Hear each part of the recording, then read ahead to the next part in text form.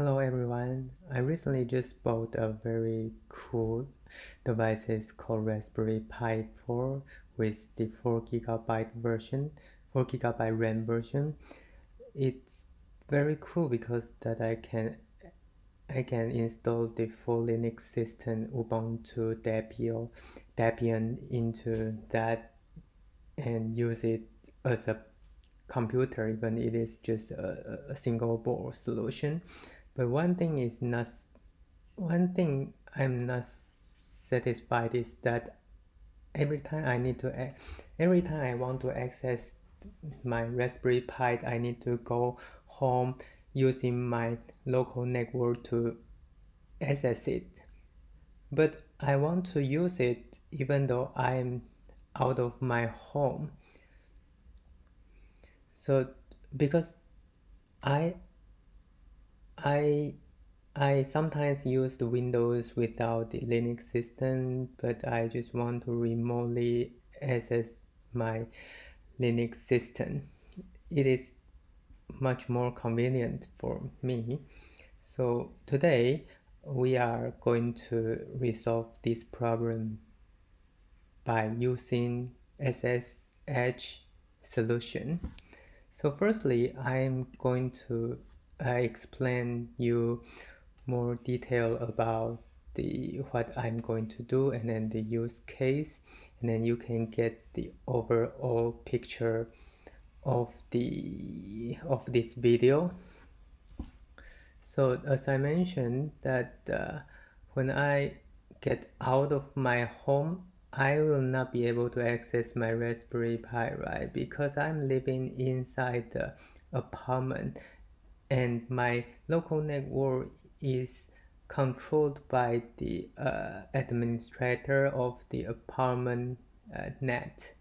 So it is not possible to access directly to my Raspberry Pi through the internet. That is where the SSH coming into play. So some of you might already know that SSH is a application that allowed you to access another device remotely from your local device.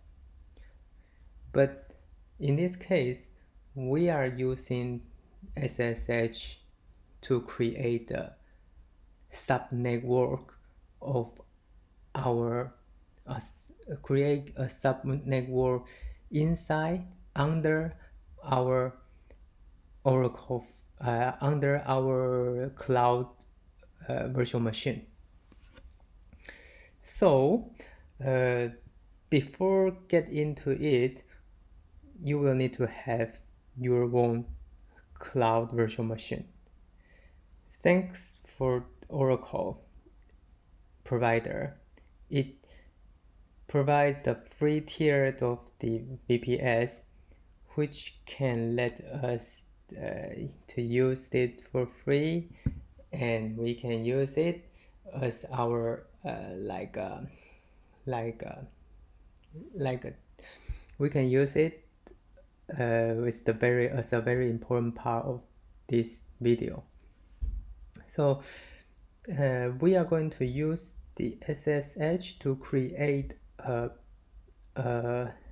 kind of virtual network under our VPS, meaning that if I am out of my home, I am able to access my Raspberry Pi through my Oracle VPS.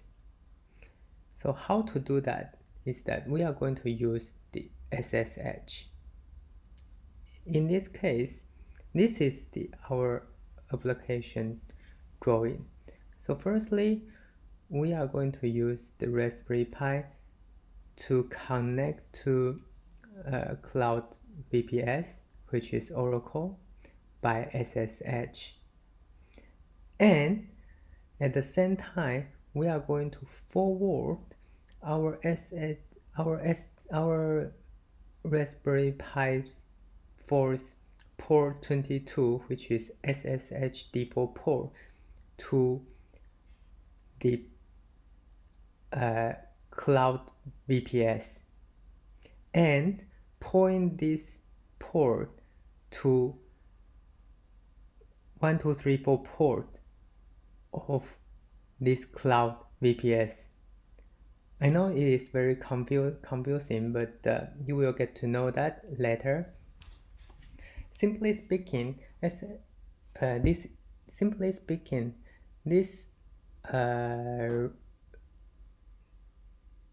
SSH reverse tunnel is just doing that.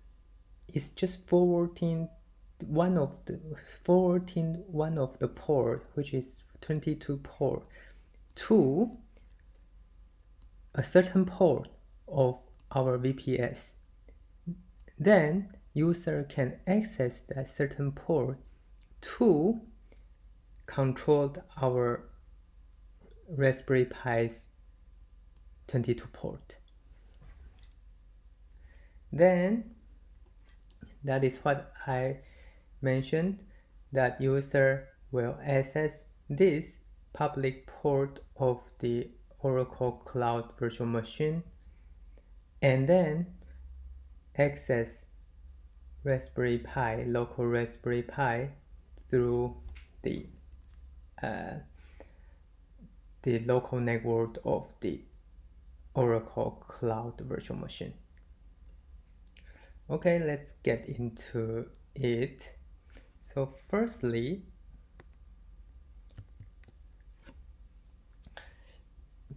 I will need to let you know that I am inside my home now. So I'm in this apartment, and then I am able to access my Raspberry Pi through the local network. I am also able to access the cloud virtual machine of Oracle, of course. So I'm gonna set up the environment, the SSH reverse tunnel now, and then afterward I will be able to access my Raspberry Pi even when I go out of my home. Okay, let's get into it. My terminal. So here now I open two terminals. Left part is for my local Raspberry Pi, and then right part will be for our local for our Oracle virtual machine. But for now, both is under my local machine. So for now, I'm going to access this is my Raspberry Pi with the Ubuntu system. And then I need to enter my password. And then now I'm in my Raspberry Pi. And then I'm going to set up my reverse the Oracle virtual machine by SSH command. And the next part is very important, which is N and R tag. And then next part contains two sections. The first section is the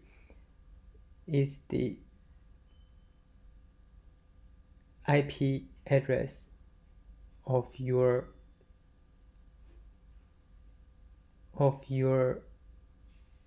Oracle virtual machine, which is localhost, and then we want the port to be 1234, right? And then the next section will be the IP address of our Raspberry Pi, which is also the same, localhost, and then 22, because we want to forward the 22 ports of Raspberry Pi to 1, 2, 3, 4 ports of our Oracle virtual machine. Then next part will be the normal login section of the SSH, which is our username Ubuntu, add the IP address, I believe is 38.200.3.230. Not sure if my IP address is correct. One is 138.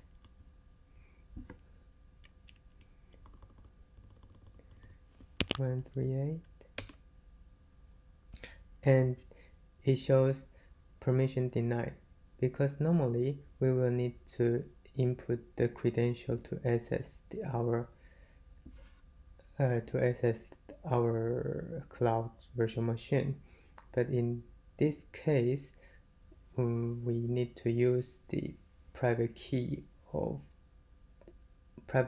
SSH, which is much safer. So in this case, we are going to add a I tag with the log directory of our private key. Now I think everything is set. Now let's try if it is working. So to the right, I'm going to access my Oracle Cloud virtual machine. Okay, now as you can see, I'm in my cloud virtual machine of Oracle. And then I will need to use the SSH again, trying to access the Raspberry Pi inside my localhost machine, localhost network. So which is pi at localhost. Port will be the one we just point out, 1, 2, 3, 4, 1, 2, 3, 4. And then as you can see, it asks me to input the password of the device, meaning that everything is working. Cool, now we are logging into our Pi through our Ubuntu, the Oracle Cloud virtual machine, which is very cool, right? But now there is a problem, because once the network is dropped inside my local machine, something like this, and then we will not be able to access this device anymore through the Oracle Cloud virtual machine. In this case, we need to come up with the solution to make sure that this command can be always running inside our Raspberry Pi. How to do that? We are going to make use of the Linux service. Okay, so we are going to get into the service.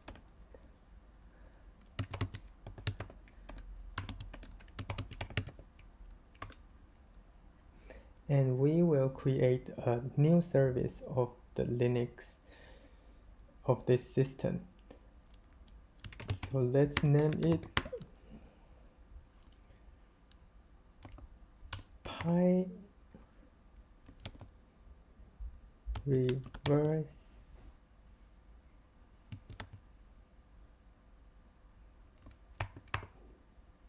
terminal.service. Okay, and then we need to create a service script for it. Okay, this is the script. Let me clean a little bit up. Meaning that this is a secured tunnel to Ubuntu Pi, right? And then the service will be like this. Actually, we don't need the I.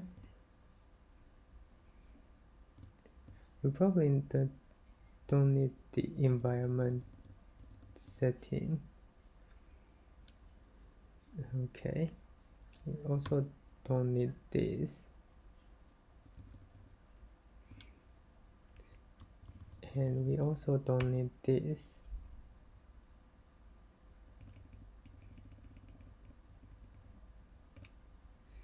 And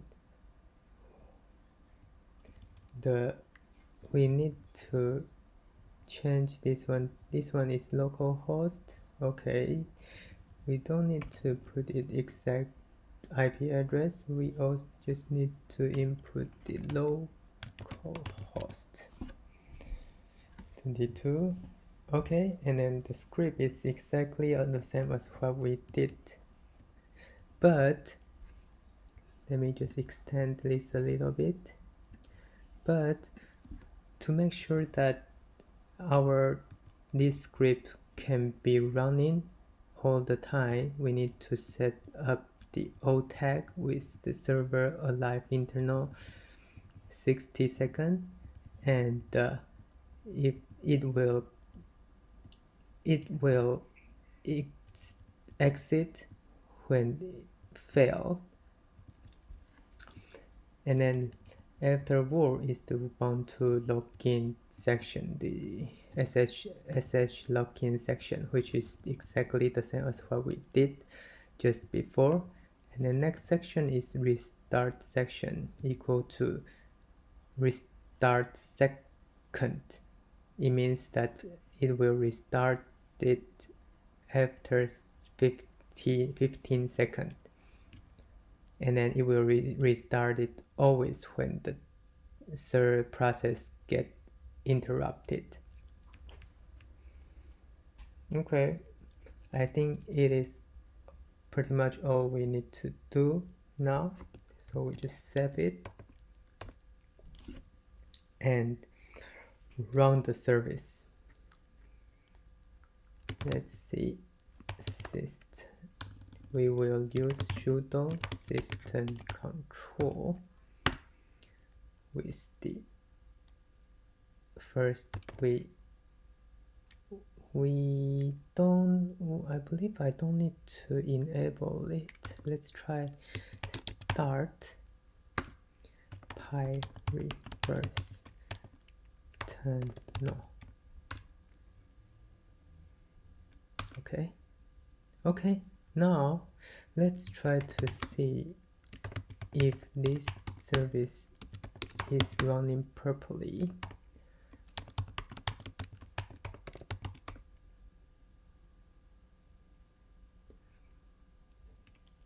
Okay, status. Okay, cool.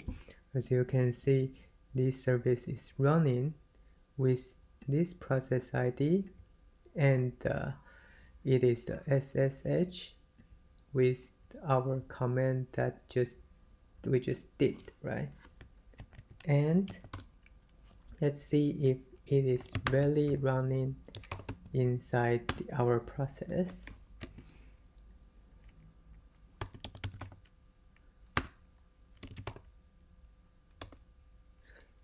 Okay, so you can see that this process ID is corresponding to this one, which is the SSH command. Okay, and then we go back to our Oracle virtual machine to see if we can access it. Cool, now we can access it through we can access it again because our service in Raspberry Pi is on.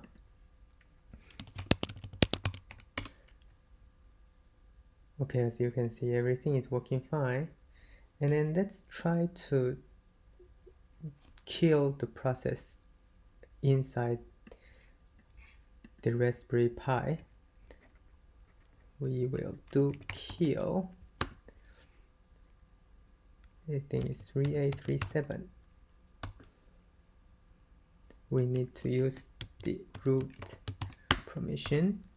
Okay, and then the process is killed, and then we are no longer be able to access the Raspberry Pi, but still not available, right? And let's check on our service. Let's check on our service again. Check on our process list again. Okay, you can see there is another service comes out. And then let's check out this service again. Oh, as you can see now, there is another process that is running with our SSH command. Let's see if it is working. Okay, it's working again. So as you can see that even though I manually killed the process and the service of the Linux keeps generating new process, SSH process for us automatically. So no matter how, no matter what happens inside our device, as long as the Linux system is still on, the process, the service will generate a new process, SSH process for us. Meaning we can now use the SSH reverse tunnel stably all the time without scaring the SSH command process is killed. So that's about today's video.